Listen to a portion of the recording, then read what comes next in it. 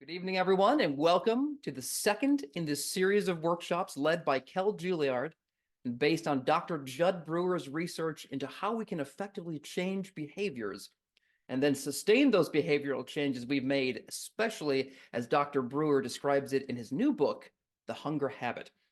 I'm John Roberts, Operations Manager for Mindfulness-Based Learning at Point 32 Health and its family of companies, including Harvard Pilgrim Healthcare, Tufts Health Plan. Now, we'd love to make the session this evening as interactive as possible, and so please do locate the chat function when you have a moment. That will be one of the primary ways that we'll be inviting you to engage with us and with each other during tonight's session. Now, I'm joining you tonight from beautiful Shutesbury, Massachusetts, and as a way of practicing using the chat, we'd love to ask folks to drop into the chat where they're joining us from this evening. In the meantime, and before I turn things over to Kell, if folks missed session one and would like to catch up after tonight's session, the recording of session one can be found in a playlist, which I will link to in the chat in just a moment. If you are watching this right now as a recording, then session one is in the same playlist that the recording you're watching now is also located in. By the way, in that very same playlist, you will also find the recording of a workshop which Dr. Judd Brewer himself produced for us few weeks ago. But that said, do keep in mind that viewing Judd's workshop is in no way mandatory for getting all the benefits out of these sessions with Kell. As a reminder, the main page for everything related to Judd's workshop, Kell's sessions, and related content can be found at our Hunger Habit Hub located at point32health.org/the-hunger-habit. I will drop that link into the chat as well, and if you're watching this as a recording, that link will be available in the notes just below this video. If you'd like to encourage others in your personal and professional networks to take advantage of what we think is a wonderful array of content, that's a great link to send to them. Now, speaking of wonderful arrays of content, I would be remiss if I did not mention that aside from mindfulness programming just like this series, Point 32 Health is proud to produce an incredible variety of virtual wellness classes and webinars. These include Zumba classes, yoga classes, rotating series of webinars on topics such as reducing stress, developing better financial health, starting an exercise routine, living more simply and sustainably. All of these are free resources available to anyone and can be found at www.point32health.org/livingwellatHome. Now, do keep in mind that all of these links, as well as any handouts or slide decks referred to this evening, will be emailed to you within 24 hours of tonight's session, or if you're watching this as a recording, the information about getting those things will be in the notes below this video. Now, Kell Julliard has taught mindfulness skills to healthcare professionals and the general public in a variety of settings, including for Point 32 Health and at renowned establishments such as the Garrison Institute, the Kripalu Center, and the Omega Institute. He is certified by the International Mindfulness Teachers Association and has a clinical background as a psychotherapist in the chemical dependency field. Kell recently served as Director of Clinical Research for the Family Health Centers at NYU Langone, during which time he published several peer-reviewed papers on the impacts of mindfulness trainings on healthcare professionals. Kell, please take it away. Thank you, John, for that heartfelt and heartwarming introduction, and it's so great to be with all of you this week. So I just want to emphasize that these 4 sessions on the hunger habit are intended as coaching sessions so that we're really focusing on action and application. And the subtitle of the book, Why We Eat When We're Not Hungry and How to Stop, is really kind of a good moniker for what we're doing in these 4 sessions. So again, as I mentioned last week, if you have an eating disorder such as anorexia or bulimia nervosa, we suggest that you work with your doctor or mental health clinician to support you. This approach actually may not be beneficial for eating disorders, and it's really important to apply it in a mental health setting. So those of you who were here in the last session, I'm going to invite you to do a little poll. We talked about habit loops and mapping our habit loops. You got a handout about how to do that. So we're going to launch a poll about how many habit loops you map during this week. Now, this is really intended to bring awareness and curiosity to how you're engaging with this. It's not intended to be a test in any way. So, John, if you don't mind launching that poll. And right now, I'm going to share my slides and talk about an overview of the 4 sessions.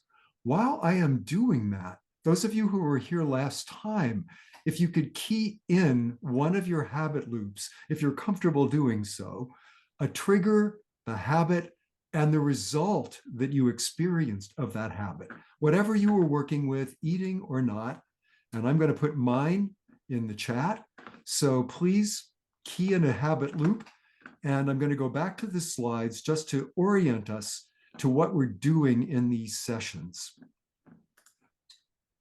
So hopefully you can see the overview of all the sessions on your screen. So last time, session 1, we worked with habit loops and curiosity. This time we're going to be focusing on making decisions about whether to eat and what we do while we're eating, tuning into the wisdom of our bodies more closely.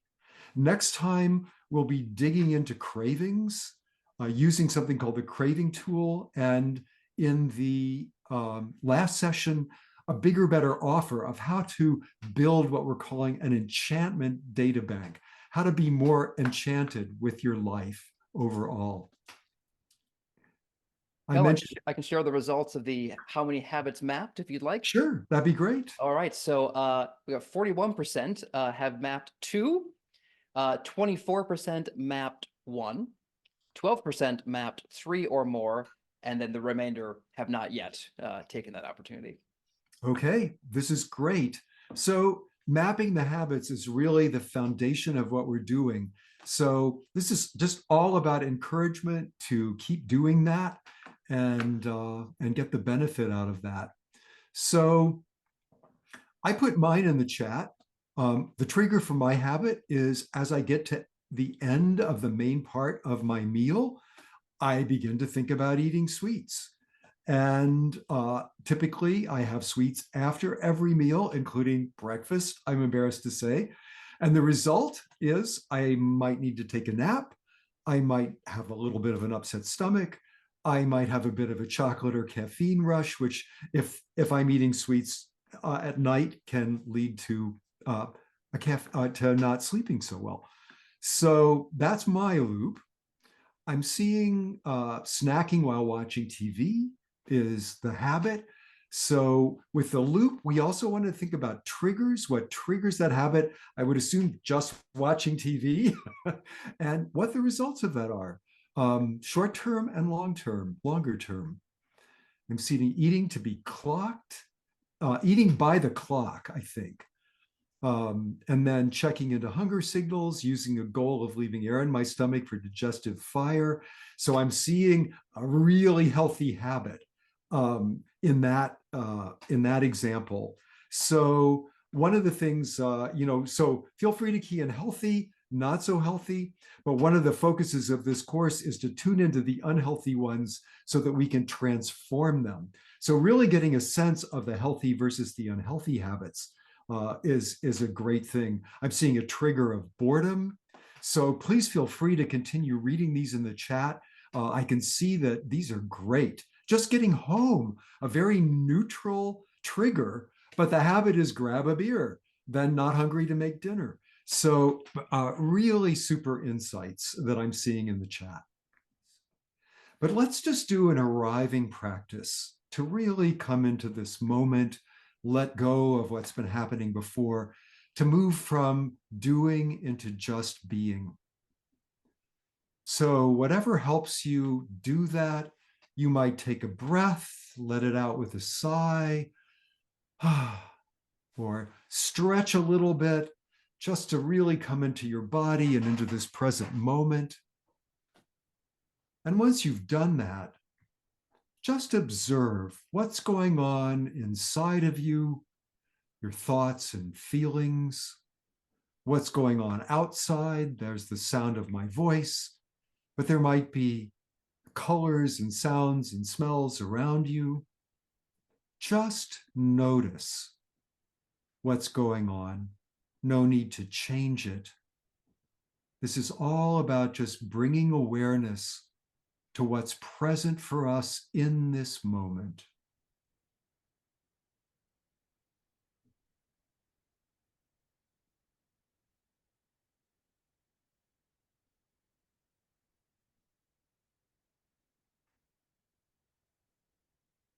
And as you notice your experience in this present moment, see if you can bring a little kindness and warmth of heart to yourself. Recognizing that we're all here in this session because we want to have a better, healthier, happier life. And that intention is an expression of loving kindness. So loving kindness is actually here right now. So just tune into that intention, that warmth of heart that's spontaneously a part of you right now, and just notice it.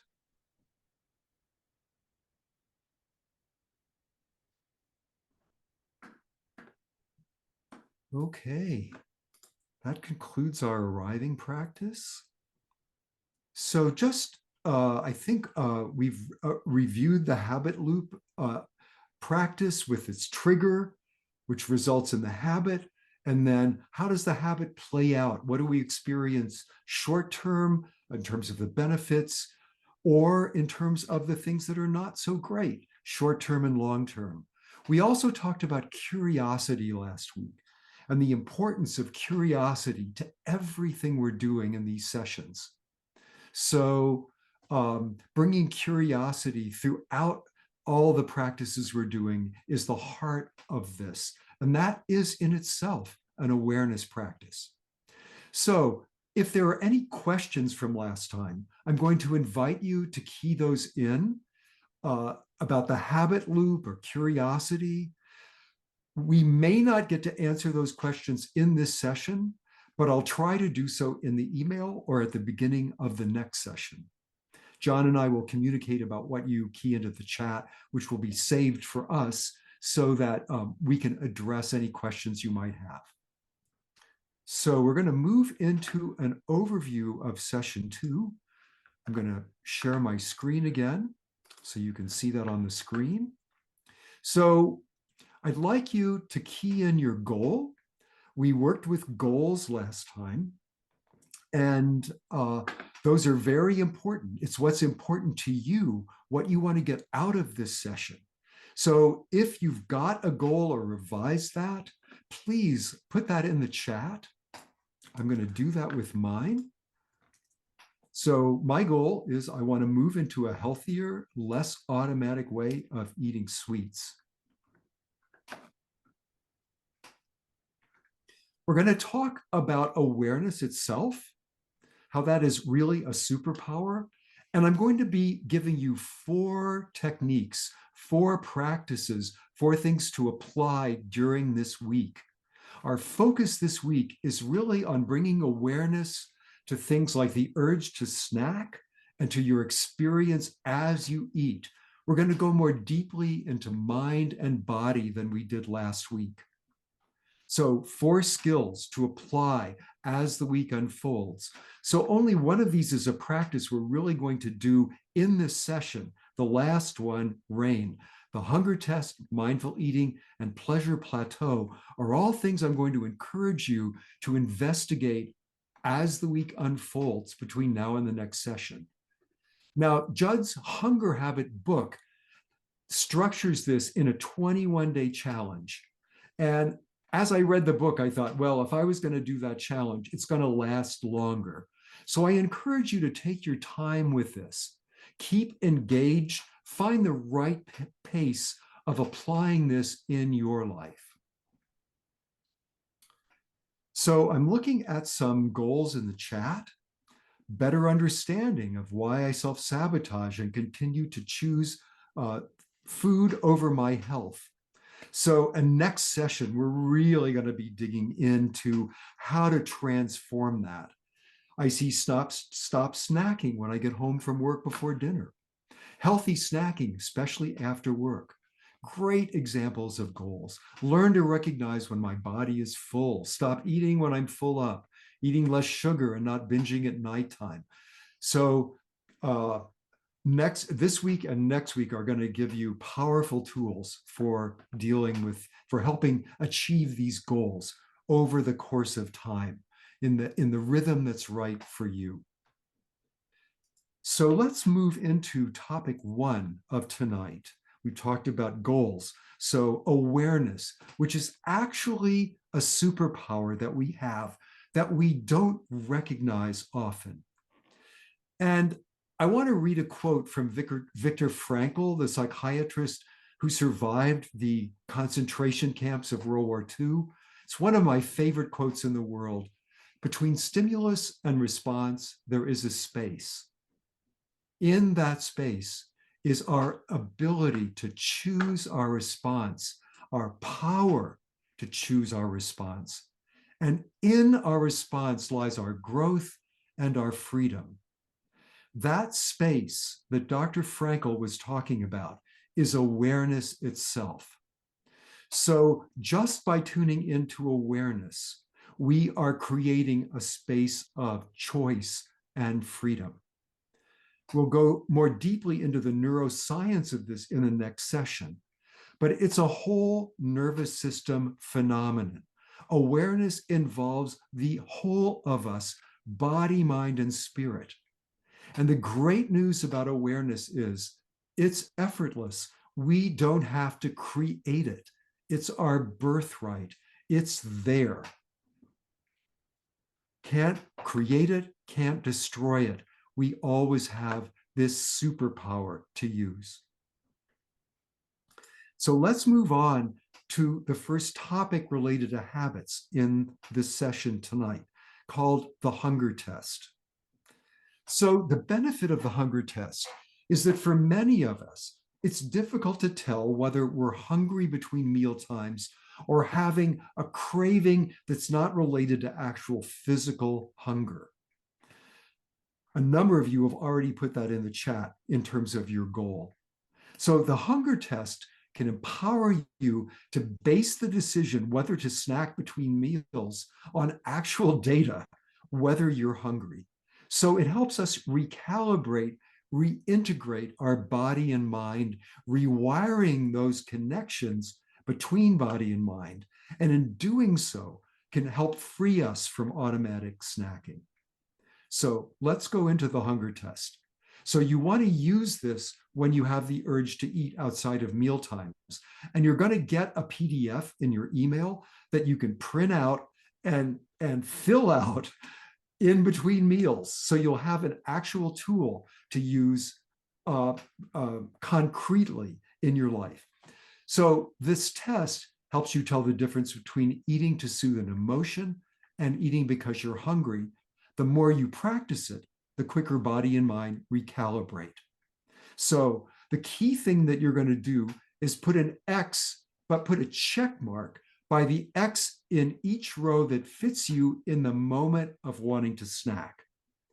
So this is the heart of the hunger test that you're seeing on your slide right now.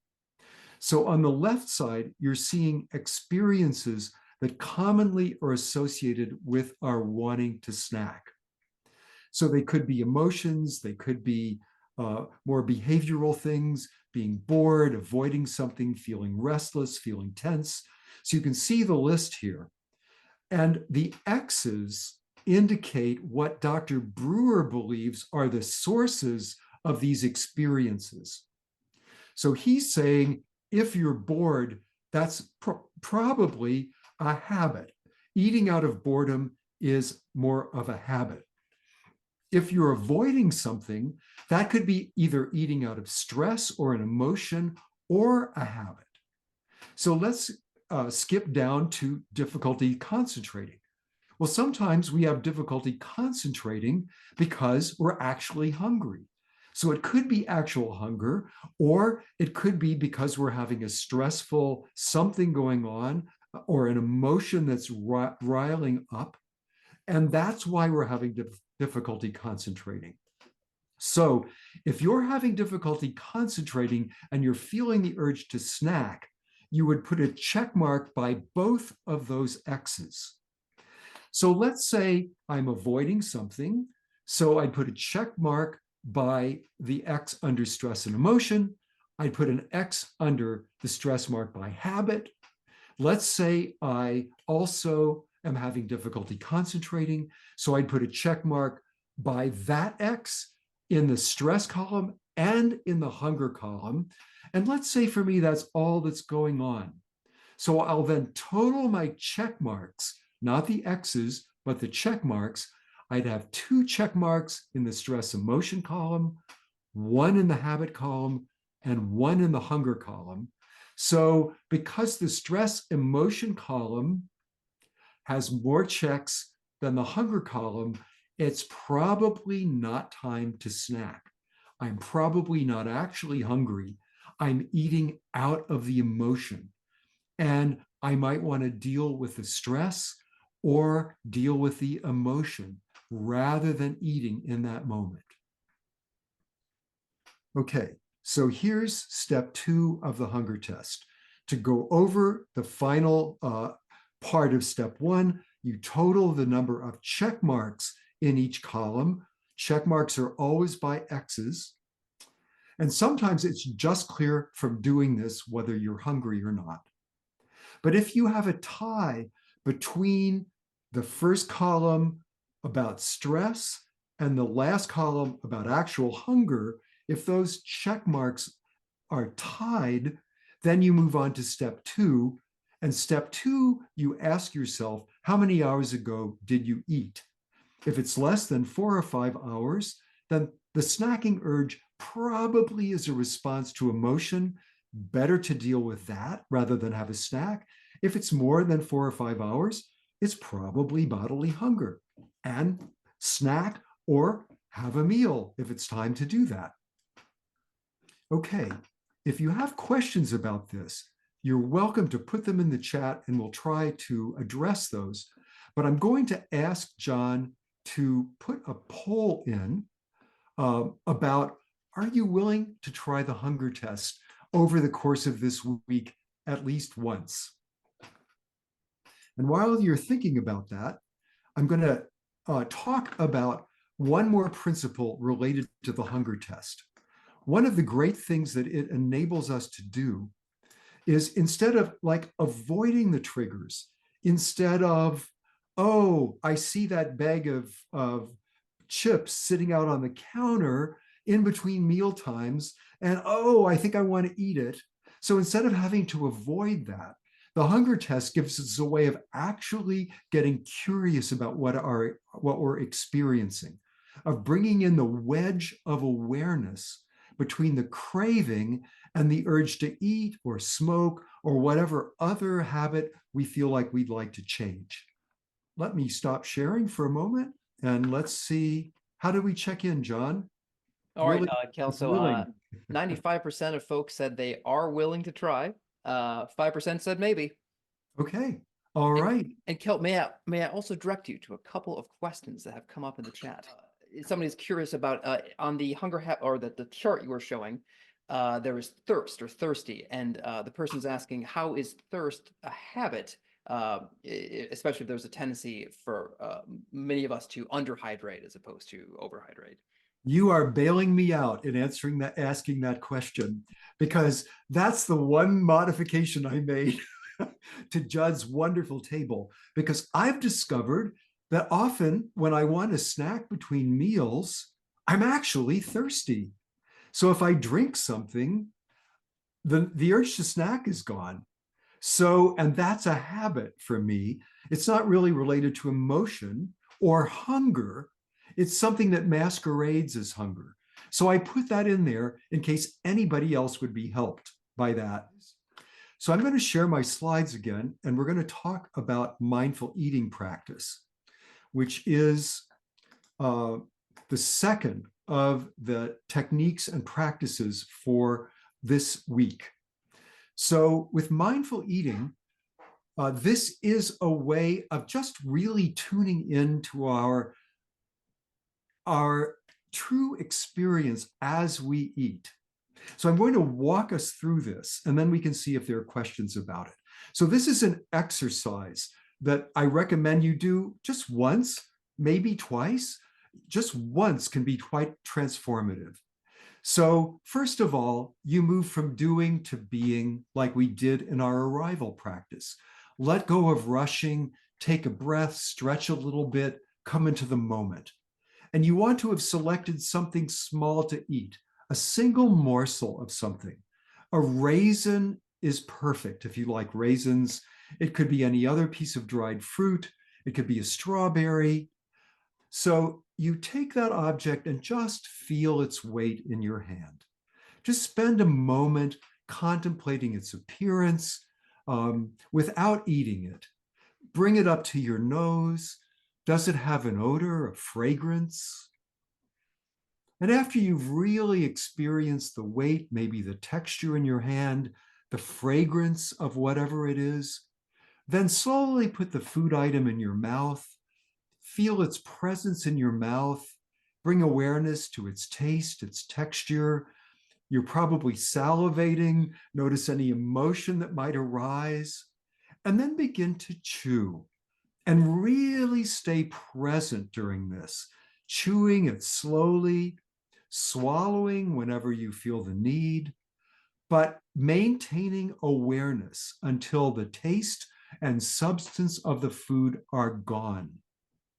So this, for one raisin, this can take a few minutes, actually.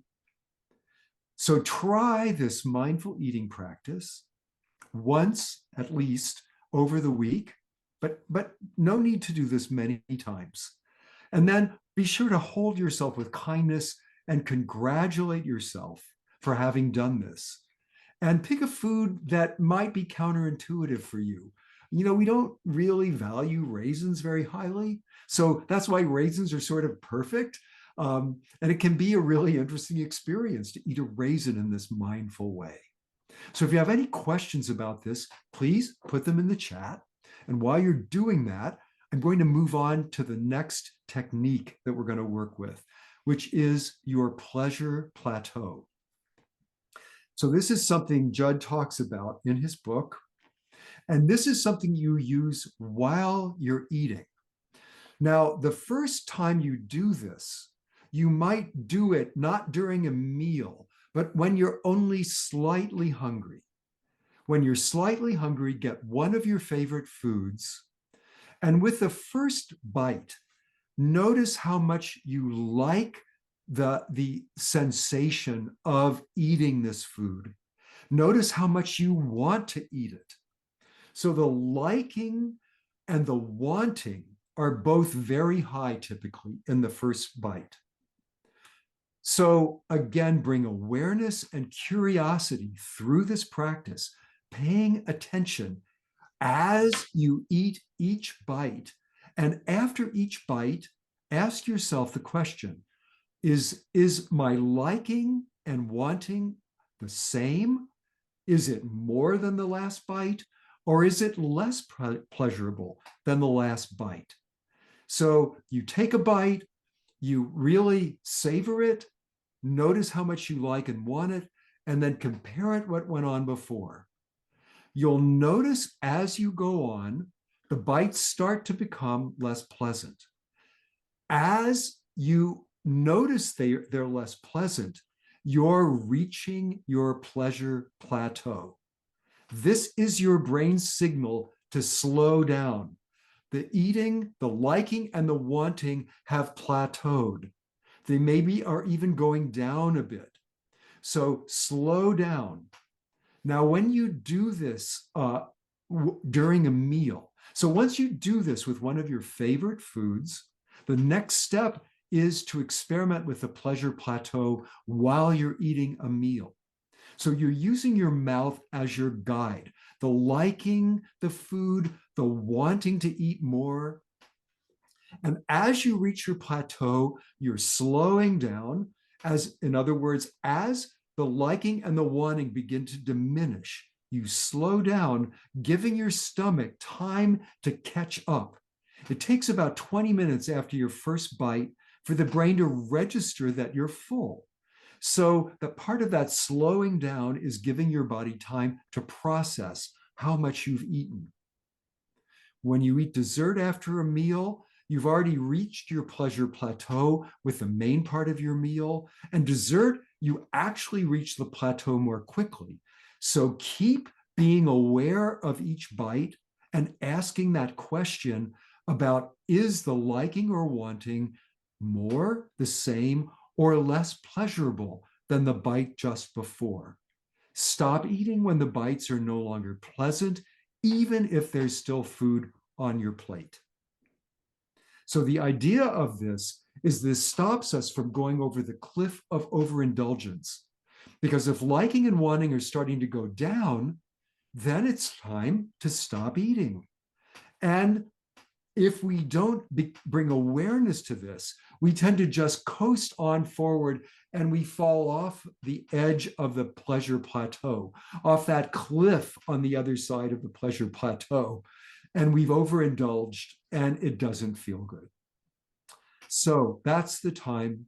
That's the value of slowing down when you realize liking and wanting are beginning to diminish. So again, I'm going to ask you any questions about the pleasure plateau. Please put them in the chat. We're going to go on to the next practice, and we'll come back to the questions that we have time for at the end. Now, this last technique is a technique related to being with our feelings. And I've given John 2 links to put in the chat for this. One is the RAIN technique that Dr. Judd leads, related specifically to eating. The other one is a guided meditation I've done on SoundCloud that relates to emotions in general as we experience them. And this technique can be very helpful while you're doing the hunger test. Because let's say you're aware that emotions are there and that they're really what's driving you to eat. This RAIN practice can help you take care of yourself around the emotions that have arisen. So I'm going to guide us through this RAIN practice. No need to read the slide for right now. It will be there in your slide deck, and if you want to rewatch this video, feel free to close your eyes or keep them open, whatever feels most comfortable for you. And what you're going to do is just tune in to what you're feeling right now. Whatever that mood is, if there's an emotion present, maybe something happened during the day and there's still an emotion present about that, or maybe you've got plans for the evening and you're having an emotion about that. Or maybe there's just a mood. Maybe you're feeling calm and relaxed, and that's your mood. Or excited about what you're learning in this course. So whatever the mood or the feeling is, just recognize that it's there. That's the R of RAIN. And accept that that's your mood in this moment. That's your feeling in this moment. You can't make it magically go away. It's here. So just accepting this is your experience right now. And now investigate the I of RAIN. How do you know that's what you're feeling, what your emotion or mood is in this moment? And we know what we're feeling through body sensations. How do your shoulders feel? Are they relaxed? Are they tense? Is your tummy, your stomach, is it at ease, or are there butterflies there or any tension? Is your face at ease? Is your breathing shallow or deep or neutral? Is it easy? So just tuning into any sensations that tell you what you're feeling in this moment. I've given you some examples, but it's just important that you investigate what's alive for you right now. How do you know you're feeling what you're feeling? And then note that with a brief word or phrase. It could be as simple as shoulders relaxed, breathing steady, or butterflies in stomach, or brow furrowed. Whatever you're noticing, just note what your body's telling you about what you're feeling.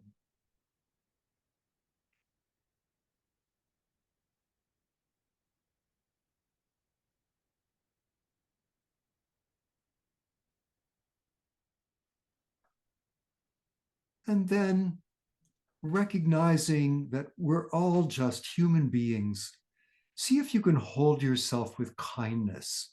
Whatever you're feeling in this moment, just as limited, finite human beings, can we just hold ourselves with a little kindness and caring with whatever we're feeling in the moment? Sometimes it's helpful just to put your hand on your heart in a gesture of comfort. For some of us, that's a nice way to bring a feeling of kindness and caring to ourselves. Just a simple hand on the heart.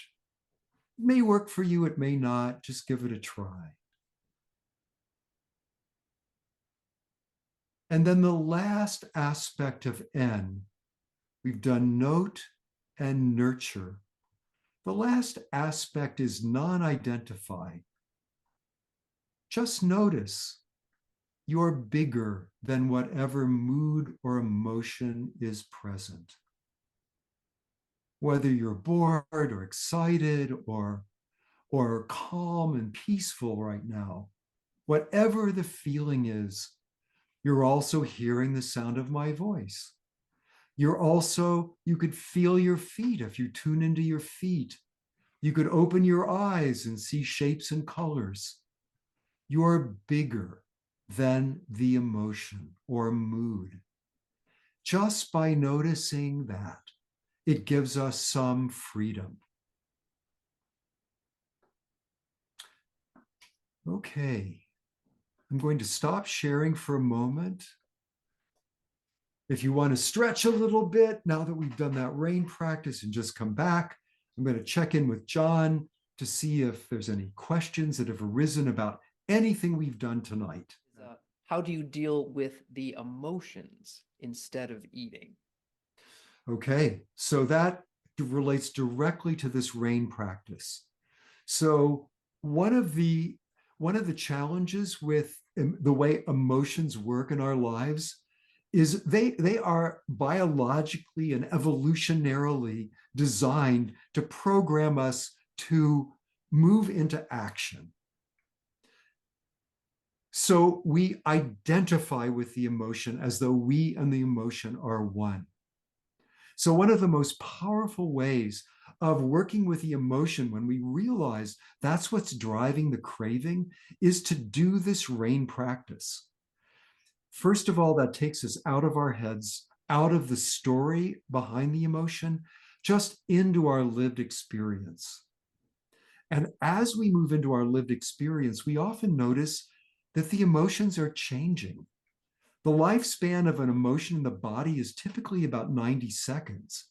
So often, if we can just come into the body and feel what we're feeling, feel the emotion, we're not pushing it away, we're not dissociating, and yet we're with ourselves and with the emotion, but not lost in it, not identified with it. So that in itself can be a powerful way of bringing caring to our life of feeling.